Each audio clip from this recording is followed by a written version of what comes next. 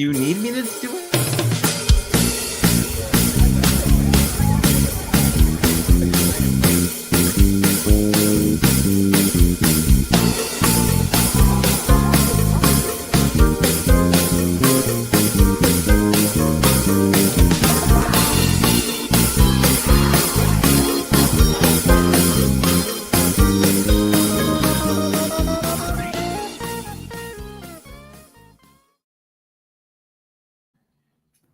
Hello, hello, hello. Welcome to Kernels of Truth, brought to you by Progress Kentucky. Thank you so much for joining us this week. We're thrilled about the show we are about to bring you. We're going to start with a couple of important news items from News of the Week. Teacher themed, we'll say, education themed. Then we're going to be joined by Matt Alley, friend of the show, friend of the working man, friend of the working woman, friend of the workers, I suppose. Blue collar writer Matt Alley in this week's labor-themed episode of Kernels of Truth.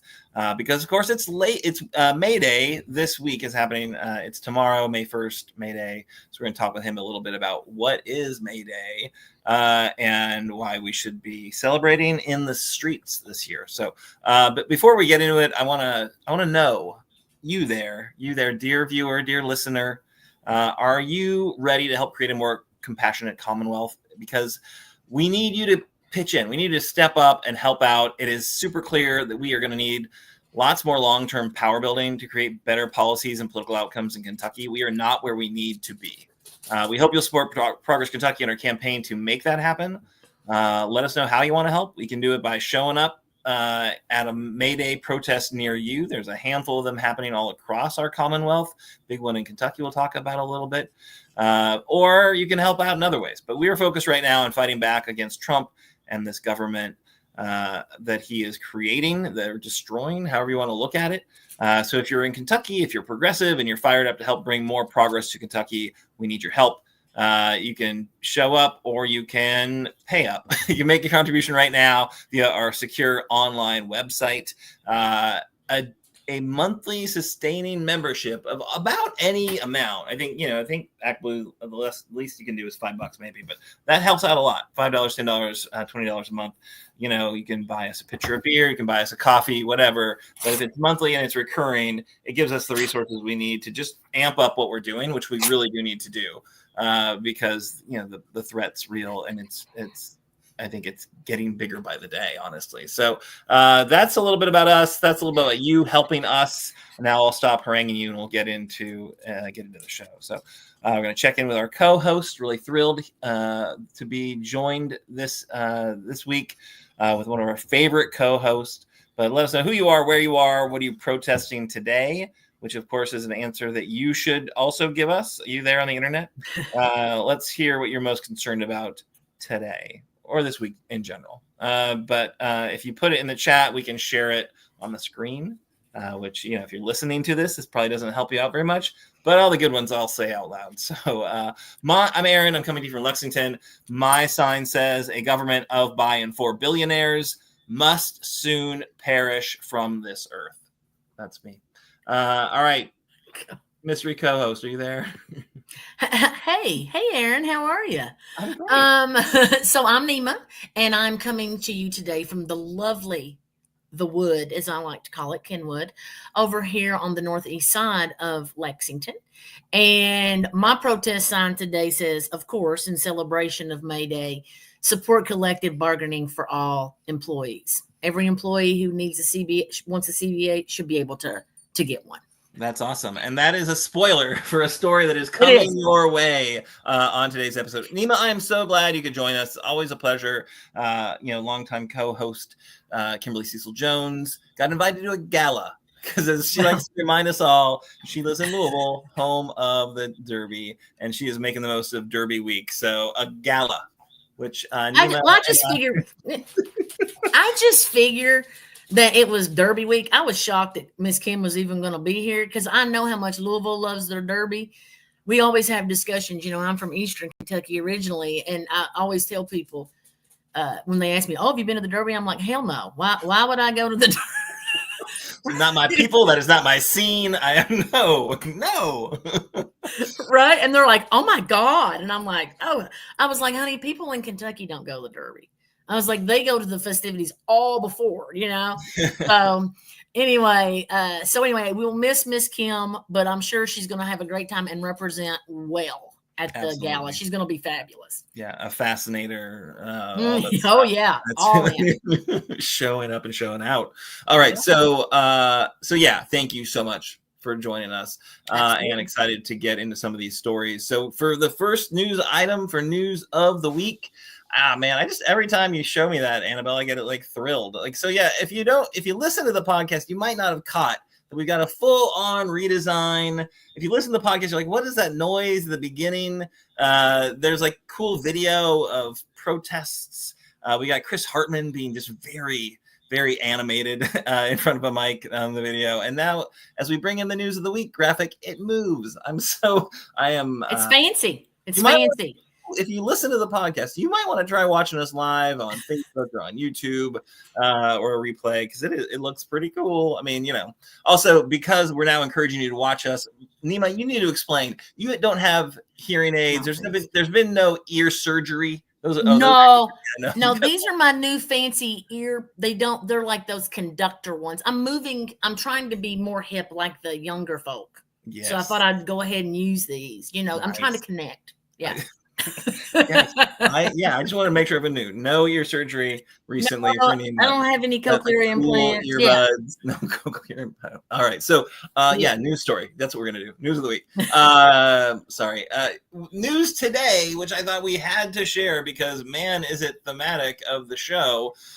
New information out from the National Education Association that highlights that once again, Kentucky's pay for public school teachers fell in national rankings. So we are now down to 42nd in the nation for average public school teacher pay, $58,000, which despite a 3.6% increase from the previous year, and last year we were 41st in average teacher pay. National average teacher salary is $72,000, according to the 2025 data. So really is, we're not doing enough. Data also puts Kentucky 48th in the nation for average beginning teacher pay, which is $40,000 roughly a year. Again, after a 2.4% increase from last year's average. So, there's been some efforts. I think the governor has worked hard to try to increase teacher pay and additional, support staff pay. We're 45th in average. We are 49th in the country for our average classified workers, bus drivers, janitorial workers, admin staff, and cafeteria employees. That's 49th in the country, despite a 3.7% increase over last year. $28,000 is the average salary. So, 49th.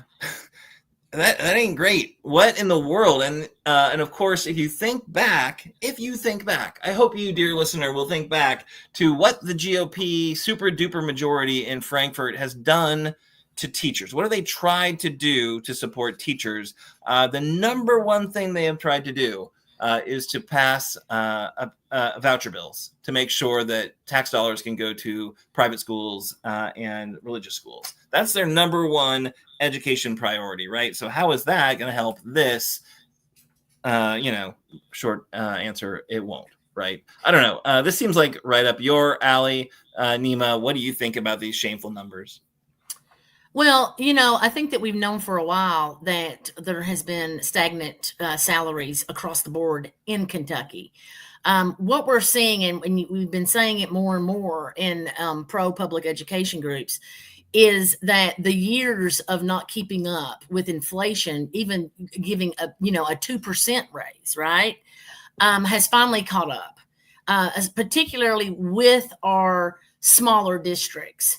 It's not equitable. Now we understand that here in Fayette County, our teacher salaries are the average is really good, right? It's much higher, but we are also a largely self-funded district where a lot of our money comes from our local tax base, right? So that already puts any surrounding counties around us at a disadvantage because they need to be competitive. They need to keep up, right?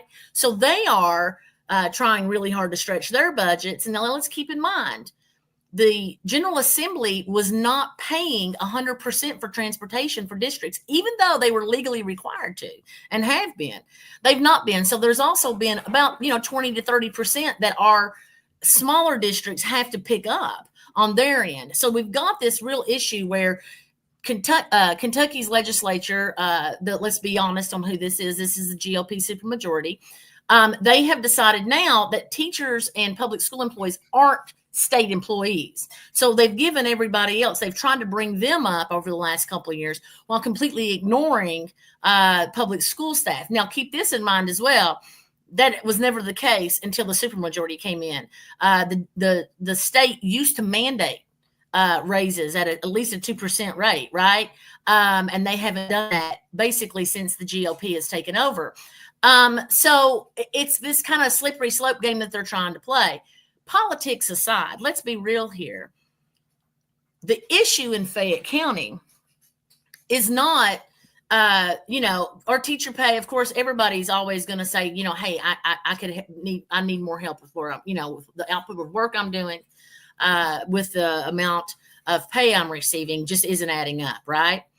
The problem that we see in Fayette County is really our paraeducators, who are behind the scenes, really in the classrooms, right side by side with their teachers, helping manage student behavior, student outcomes, and all these other things. They really are kind of the right hand of the teacher in a classroom.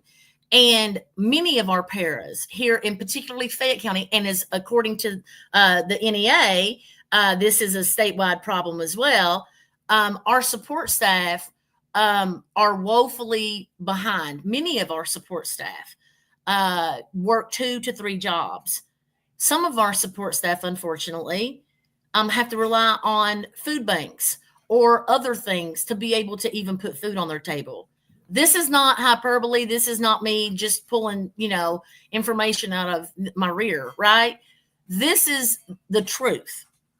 Yeah, I noted that, right, in that report. 49th in the nation in support staff funding, right? Which 28,000 is the average salary. Who lives on 28,000, right? No one lives on $28,000, right? So right. And the thing is that that's one of the things that we really need to start, because we can't keep special ed paras in our schools. And that is, I believe, a statewide issue. That's not just a Fayette County issue.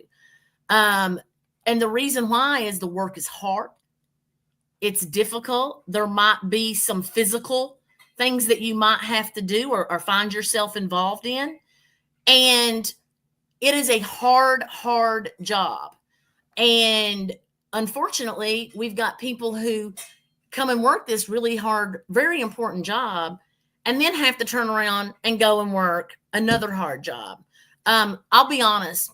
If the party of family values in this state really believes in family values, then it's time that every working person makes a living wage to where they're not away from their families. They can actually raise their kids. They can actually enjoy their marriage, their partner, their lives, and can actually do what it is everybody expects them to do, right? We always hear, well, I don't know where the parents are. Well, you know what? They might be working another damn job.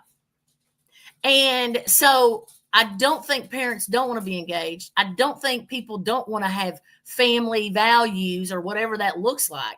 I think the issue is that financially, and in the struggle that we are in with working class folks, is that the even ability to spend time with our kids is that window shrinks every day. And so if we really want to invest in kids, the best way to do that is to make sure their parents aren't working themselves to death just to be able to put a roof over their heads. That's my 2 cents on that. Yeah, that is 100% correct. Obviously, the rub here is that we're going to squeeze these teachers and education staff employees kind of from both sides, right? So you've got the federal thing that's happening with Doge and with these horrible cuts coming down because what they need to cut to pay for their massive tax cut for billionaires, right? And so they're trying to zero out as many Department of Education programs as possible. They're trying to get rid of the Department of Education, which largely serves to help provide some of these resources through special the needs of those community schools, right? So as you point out, like Fayette does okay, right? It's got a decent base to tax to fund these local schools, right? But a lot of these rural Kentucky schools do not do so well and really do need federal support to just make it, right? Let alone to elevate the salaries, right? So and what we have, I'm sorry, Aaron, this is one of my topics, right? Yeah. So I'm getting a little excited having the discussion. So you're exactly right. And what happens is, particularly in our smaller counties, where are we getting our chemistry teachers? Where are we getting physics teachers? Are we asking someone with a degree to teach physics to come and get paid $28,000 a year to teach in some of our rural communities? So we're causing the pay discrepancy is so bad right now in the Commonwealth in Kentucky that what we're seeing is it's harder to recruit and retain these teachers. So you might have classes, you might have a classroom right now. I'm just going to use Letcher County, for example, because that's where I'm from, but I don't know if this is true or not. But for example, in Letcher County, they might not have a physics teacher. How is that equitable? How is that raising all of our kids to a certain level if they don't have access to a certified teacher to teach the class? Yeah. That is a huge issue. Well, NEMA, they've outlawed equity, right? So it's not I'm sorry. Fine. Right. They get a big Sharpie signed executive order, which absolutely doesn't, comport with law. But federal agencies will take it as law because. Well, we saw what just happened with Hyman Settlement School this week, right? I don't know if tell me what that was. Well, what happened there is they reached out to the community and said, we are short $250,000. Now, I don't know if people know what the Hyman Settlement School is, but it is a jewel of a school nestled in Knott County where children with dyslexia go to be able to manage their dyslexia and to be able to learn at higher levels and not struggle as much. So we are basically taking away $250,000 is a long haul in Knott County, right? We're not talking about just a little drop in the bucket here. And what's happening is this is exactly what we said was going to happen. And now it's action reaction. And so we have to get loud. We have to demand more from our representatives. They have been sitting on their hind ends and not doing anything except yucking it up and drinking bourbon and just making these backdoor deals. And now we are at a crisis level. We can no longer accept the scraps that they are giving us because they're now taking the scraps away. So there's a big problem.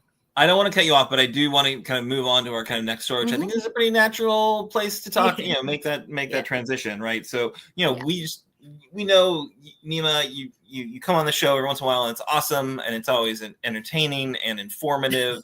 And I learned phrases I did not know before. But then also you're busy, you're doing stuff, you're working really hard and you're working hard for a collective bargaining agreement. Right. And now if folks don't know what a CBA is, tell folks what that is and why you're working for it and who you're working for it on behalf of.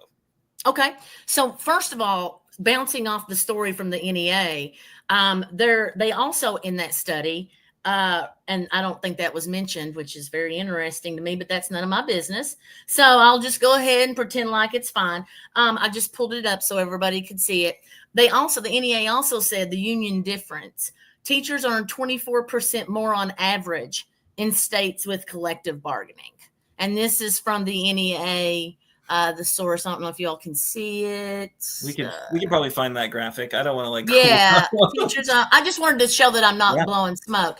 So a collective bargaining agreement is simply a legally binding contract that you sit down and negotiate terms with staff. So it's administration and staff that have a legally binding agreement to sit down and to discuss issues that are affecting the community, the school district, the classrooms, and to say, how can we make things better, not only for working conditions for teachers and staff, but also those are the kids' learning conditions. So make no mistake about it. If you come in and you feel disrespected or underappreciated, or you feel as though you don't have a say in the place that you work, or in a say in what's best for the kids that you teach every single day. The people on the front lines know our kids' needs more than anybody else in the district. They're frontline workers or cafeteria workers. But so often, the folks that work with them the most get the least say in what they need to succeed. And so what a collective bargaining agreement does is it brings the voice, an independent voice, okay? And when we say independent, that means we don't work for the district, right? We might agree with the district on a lot of things, but sometimes we're going to disagree. And we should be able to disagree and not feel retaliated against, right? And the only way to ensure that is to have a collective bargaining agreement where people can come to the table and they can say, these are the issues I see. This is our suggestion. What do you think that you all can do as administration or as a board? Because in the state of Kentucky, the only people that can grant the authority to start negotiating for a collective bargaining agreement is our board members. Okay. This is a process. It is solely their purview. So this is something that, nobody else can decide except the elected board members in your county. So let's bring it to what we're doing here in Fayette County. About 3 years ago, we started from the grassroots group 120. We started AFT 120, which we had met with members of the American Federation of Teachers, which is the second largest teachers union in the country. And we said, hey, we have a lot of things that we think that we align with you all. Just because with the work with the grassroots group, we started seeing bigger issues. Aaron, when you get into this kind of work, right, what happens is that you go into it for one thing, but then you see the need and why that even happened the way it does. So you start peeling the onion layers, right? Until you start seeing what the real biggest issue is. Well, what we started seeing is that teachers felt helpless because they would look at their child in a classroom and know what that child needed, but didn't feel like they had the support to say, no, you're wrong. This needs this. Let's try this first. So we started seeing a real difference. And also it was heightened by COVID. Because what happened during COVID, our desire to have a collective bargaining agreement is where that all came about. Because during COVID, there was a real split in our communities. A lot of needless attacks on teachers, on anybody in a public school. They were treated like rock stars the first month. And when people got tired of the lockdown, they turned on teachers. And the teachers were really, really hurt by that. And because they are you, the teachers in our schools, the paras in our schools they are you, they are your community. They're your neighbors. You see them at the church potluck on Sunday. You see them in the bleachers on Friday nights. These are your community. And for a lot of folks felt isolated from each other, from the community. The community was suspicious. There was all kinds of mistrust and just nastiness. And so after we came through COVID, we all sat down as a collective. And when I say we, I mean, the first step in a collective bargaining agreement is you form an organizing committee of people who actually want a collective bargaining agreement. So our organizing committee is who has been driving this train for the last 2.5 years, and it's volunteer. And so if all it takes is that to be a member, you have a say, one member, one vote. And so basically you start there, right? And then you start talking about the issues that you see. What we saw in Fayette County were issues that were specific to Fayette County. And a lot of those were, we really started looking at where our Title I schools were, the progress made over the last few years with Title I schools. For those of y'all that don't know, our Title I schools need extra funding. They might have a higher poverty rate. They might have a higher rate of whatever, but that is what designates Title I. And so I believe it's based on the number of free and reduced lunch. So I just want to be clear. But because we have a lot of Title I schools in our district, we started talking to them first, because we feel as though if you are a teacher, then by proxy, you are an activist, especially if you work in a Title I school. You fight for equity every day. You fight for your kids to see, the ones that might be marginalized and have been traditionally marginalized in this community. And so I think Fayette County does a great job with some things. I think that we also struggle in other things. So we started really focusing on our Title I schools. How do we support these communities to help support their kids more? And so that's kind of where we started. And what we've seen is that's really where the passion is. We are passionate about public education, but truly, truly passionate about rebuilding our community after COVID, because we want to say, listen, we acknowledge that we've not always been an actual, it's been all transactional. Our allyship has been transactional. What can you do for us, right? We recognize that we could do a much better job of actually reaching out to our community and saying, what can we do for you? And so we started building, and we started meeting, and we started having conversations with people, and in our community especially. And that's what we've been doing for the last couple of years, is really saying, and it's been really hard.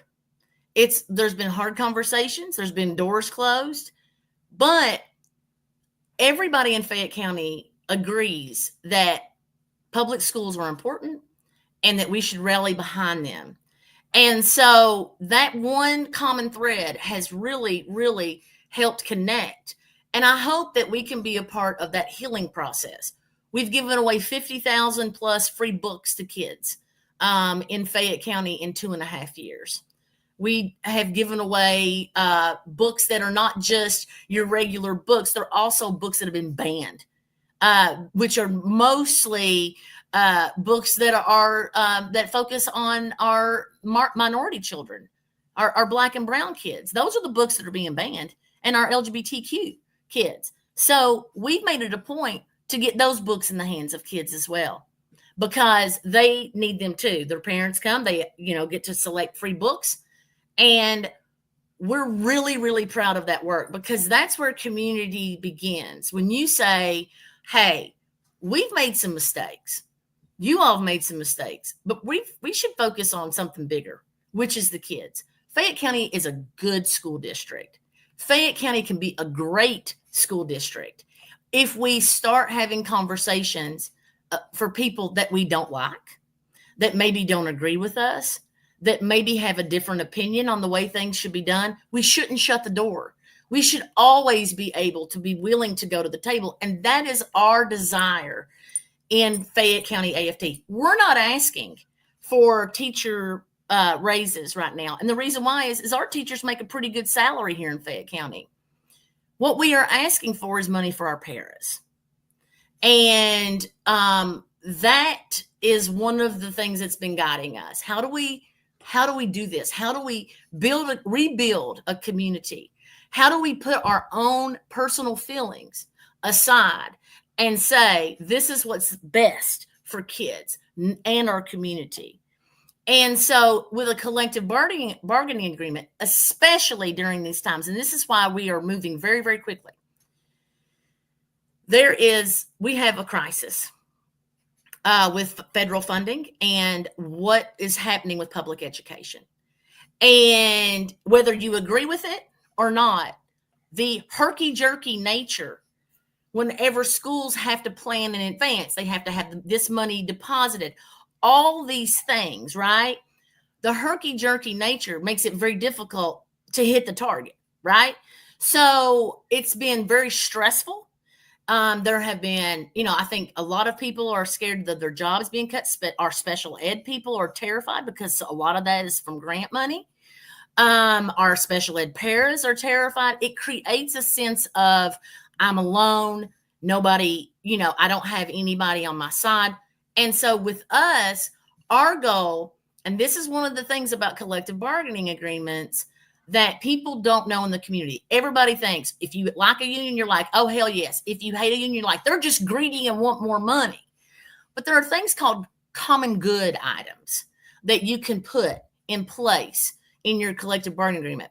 For example, in Chicago, I use them a lot. They do a very good job of reaching their community. Their community supports them because they support their community.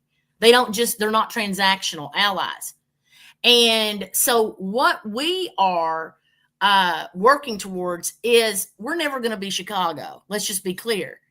But what Chicago is doing is rebuilding and reimagining what public education can be when you have a strong collective bargaining agreement, strong community support, and a board that supports you as well. And so what they have done in the past is there was not air conditioning units in all of the buildings in Chicago. They had cafeteria staff workers passing out on the job. They had students that could not concentrate, were sweating, had to be, needed fluids. They were having all kinds of problems. It was always, oh, well, that's a wish list item. That was a wish list item. Well, finally, the Chicago Teachers Union stepped in and said, no, we're going to put this in our contract. Like, we are going to agree that this is going to happen and you're going to go ahead and have those in the buildings, right? And guess what? It happened. That is a common good item. Another common good item is free and reduced lunch for every student, no matter what paperwork you fill out, free or reduced for every kid that walks through the door. Some of our common good items that we've been talking about is, things that we can do. We are concerned because of our DEI programs. We are concerned about what that really looks like because a lot of people scream DEI and can't even define it. So, we're in a lot of limbo here. One of the things, and this is just an example of a common good item for a community good that Chicago Teachers Union does, is they have it built into their contract that ICE agents have to follow a particular protocol on their campus, and they actually aren't invited on their campus.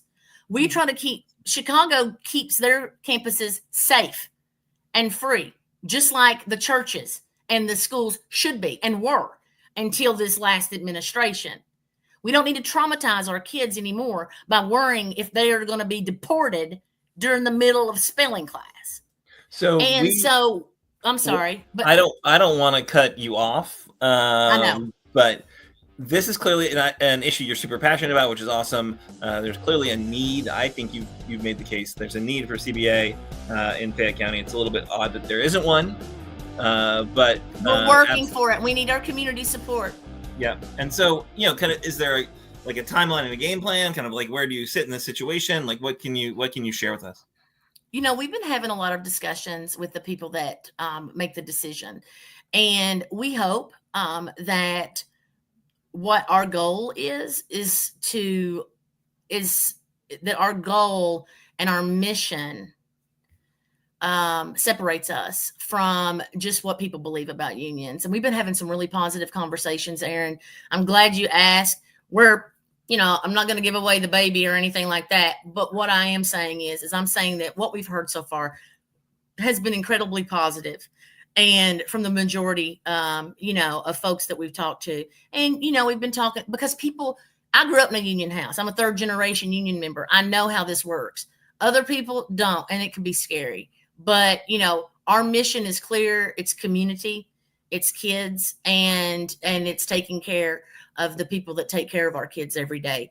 So that's our mission. And we appreciate Progress Kentucky. You all have been great partners, especially during these last rallies. So if we want to talk about that or go to Matt or whatever, but I'm all about it. I'm excited. It is the school board, the Fayette County School Board is the folks who have to take a vote on a CBA, right? So that's because that's who we negotiate with, right? Yeah, they are in the room, right? Yeah. And we want to include our community in those conversations as well. And we want to also have more people at the table, even the dissenting voices, and say, okay, well, where can we find common ground? How can we start to rebuild trust again between teachers in our community and the community in our schools? That's awesome. And, I think obviously, you pointed out it's not about, a pay increase like right now. Not in Fayette County. Not in Fayette County. Right. But if you're maybe not in Fayette County, there are some significant, differences between union teachers and not union teachers. So those CBAs really are important and can lead to just better workplace conditions. And I want to be clear before we stop, because I want to make sure people understand as far as the pay. The thing is that by doing a collective bargaining process, you open up the budget and everyone decides, okay, this is probably not like a luxury item and not something that really we need for the classrooms. And so that would be where any sort of money is found for any kind of raises, right? What it does is it opens up, it allows for more accountability and for more, and for people stakeholders to be able to see it. Correct. That's awesome. Well, thanks for sharing all that, and thank you for your work. And I hope we get good news, kind of ASAP on that front. But you're right. We do want to go to our guests. So definitely want to bring in Matt Alley, blue collar writer, great labor writer, somebody who's been in the labor movement for an incredibly long time and been a friend of the show, been on a number of times. So thrilled to have him for our kind of labor themed show and a very important week for workers because May Day is coming up. It is this week. It's when you listen to this, it's today. Maybe it's tomorrow if you're one of our first, as soon as it drops, you want to listen to it. But so Thursday, May 1st, that's May Day. And Matt, welcome. Thanks for joining us. Oh, it's a pleasure to be back. It's been a while, so it's good to see NEMA again, too, by the way. I know, right? And let me just add something about the CBAs.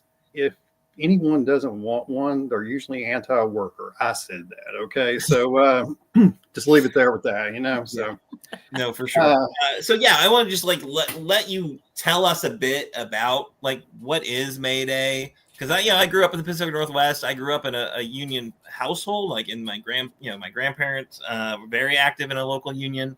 Great grandparent kind of founded one, part of that first organizing effort. But I didn't know much about May Day. I thought it was a day you give people flowers. So what is May Day and why are we fired up for it this year?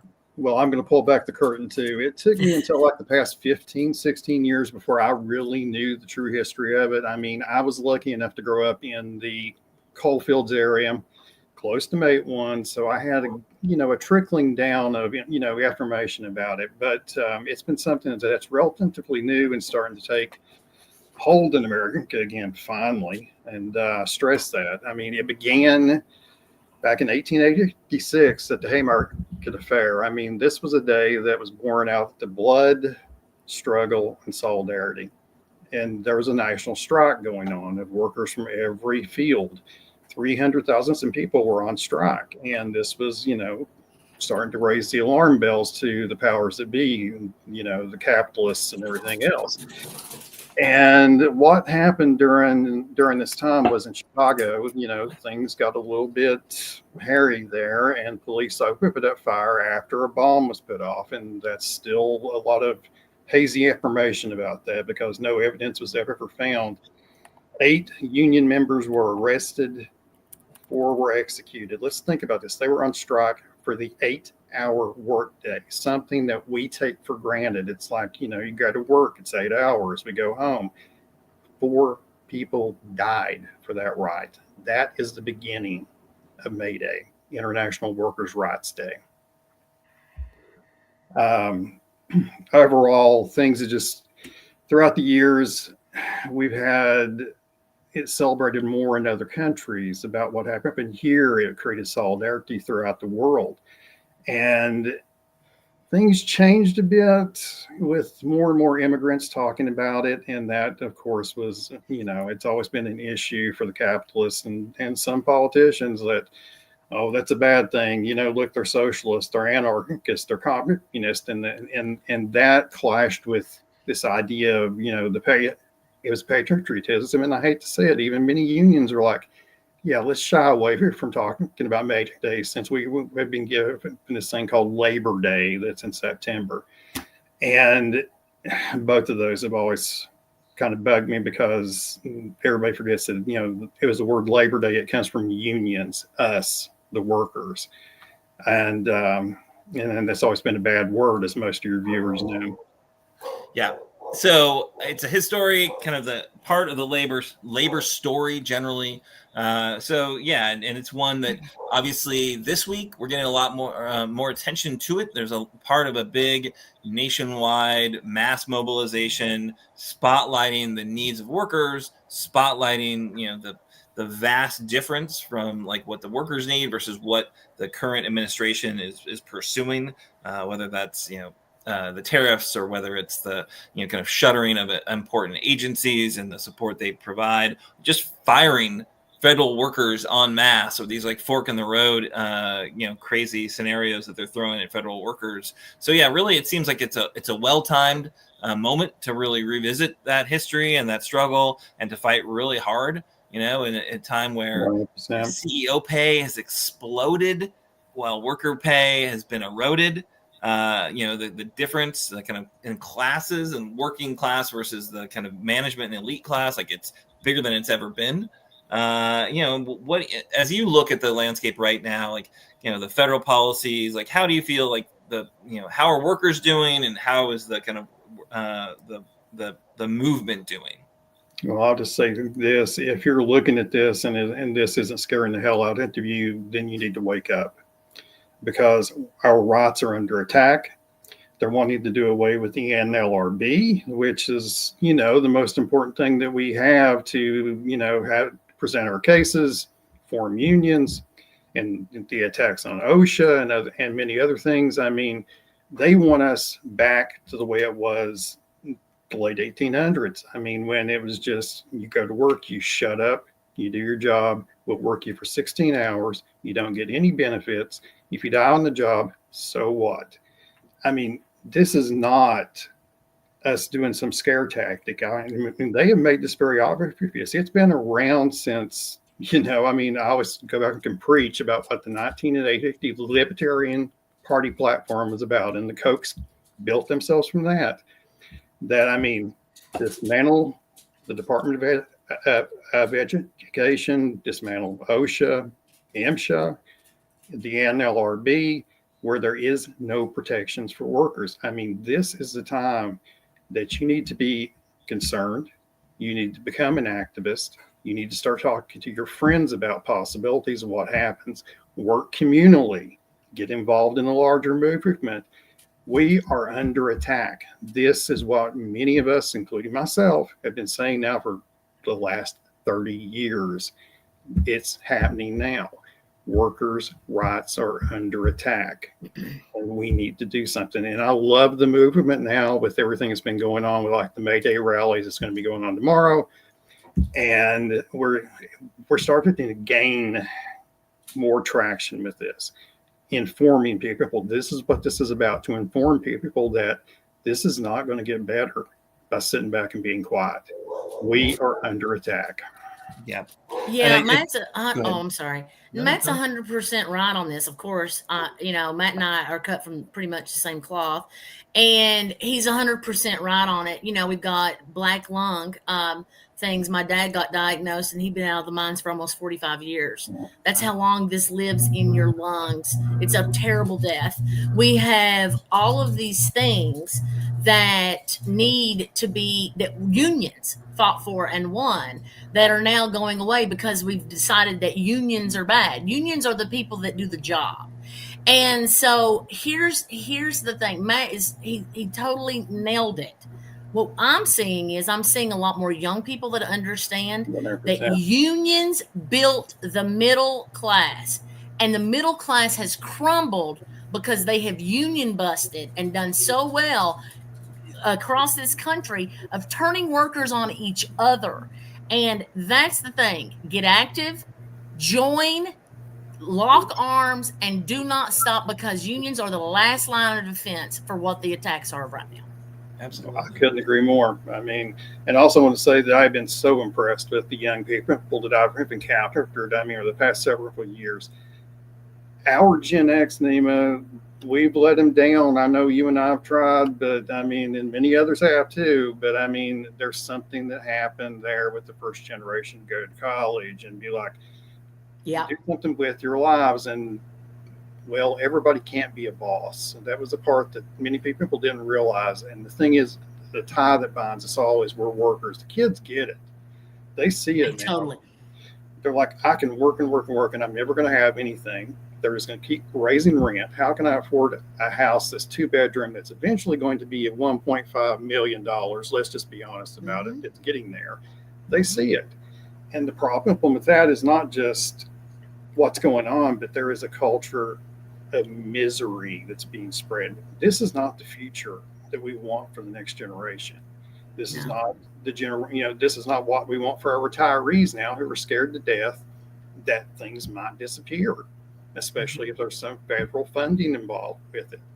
I mean, it's scary times, but the thing is, as NEMA put it, unions have always been there fighting for these things. And the only way you're ever going to have anything in this world is to join together.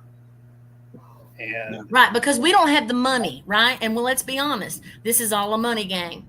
And NEMA Brewer and Matt Alley don't have the money to fund the fight, right? So what we do is we put Matt and NEMA's money together, which helps us fund the fight. That's what people, I think, that's why you pay dues.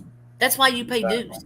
And it is to build that collective power, because we don't have it anywhere else, especially in the halls of Washington and Frankfurt.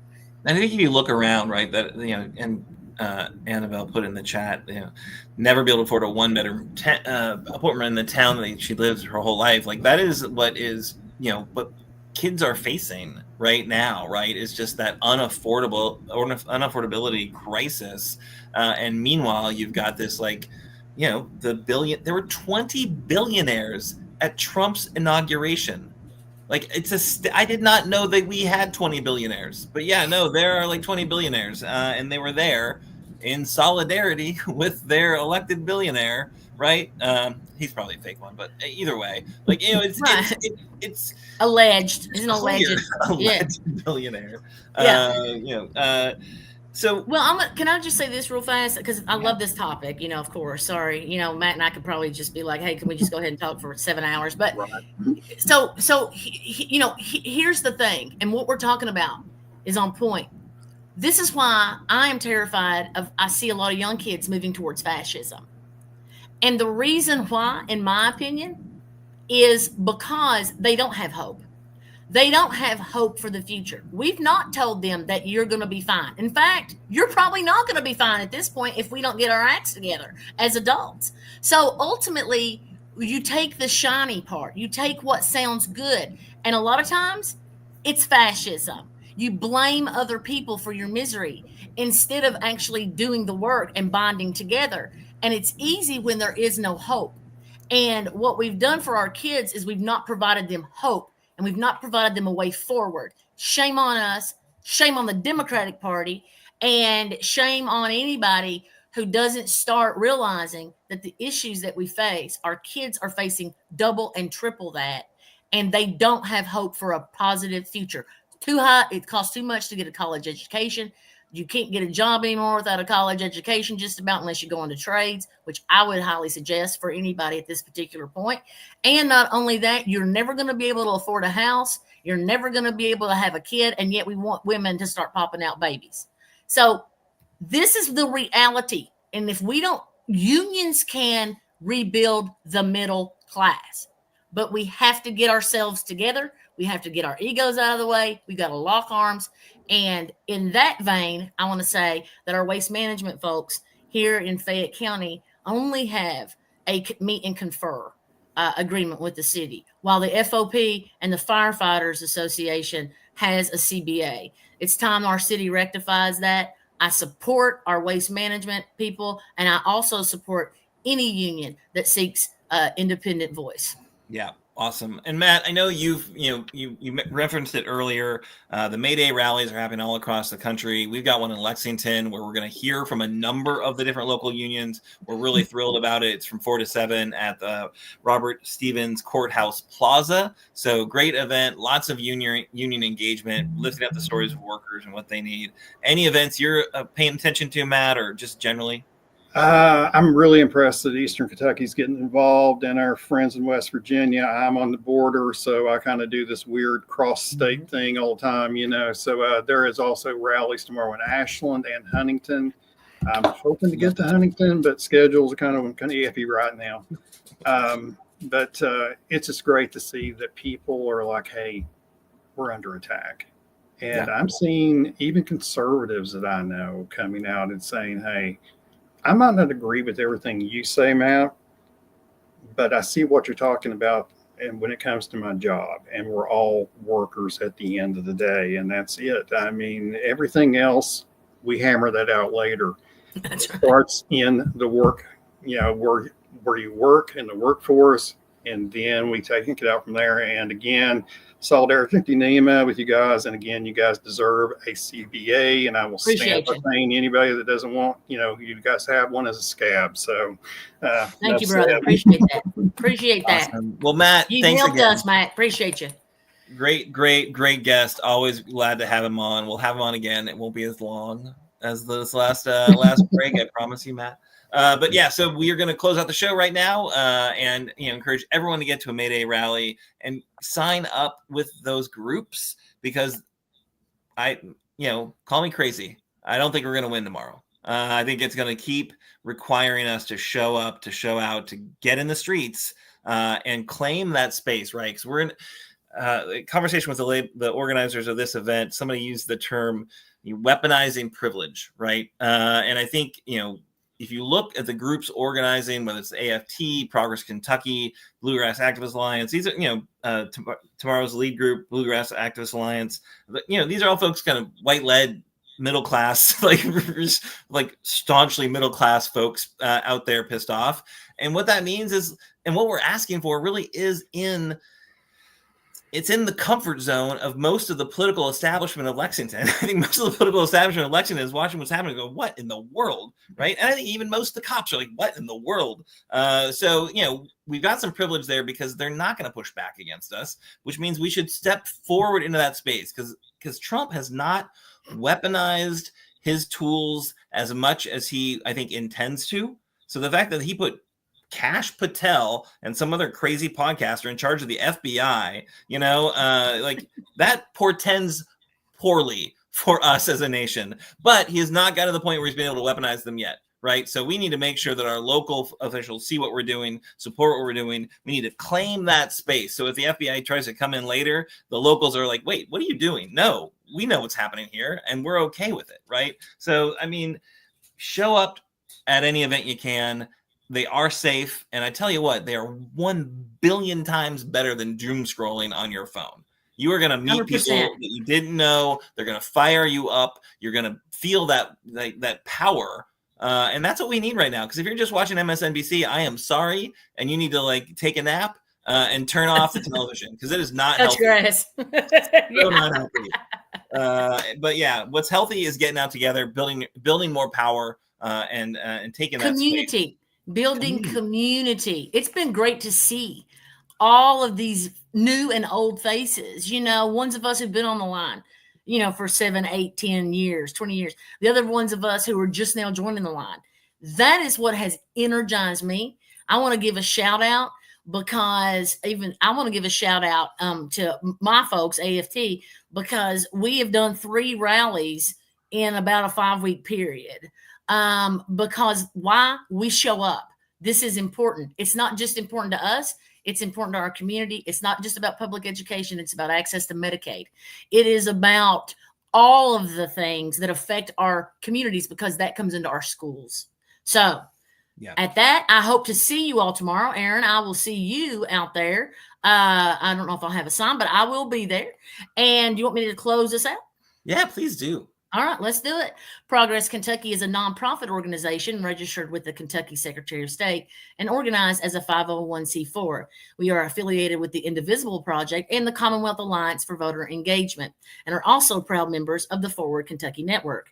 Progress Kentucky's goal is to educate, organize, increase voter turnout, and advance a progressive agenda through civic engagement. Please join us next week.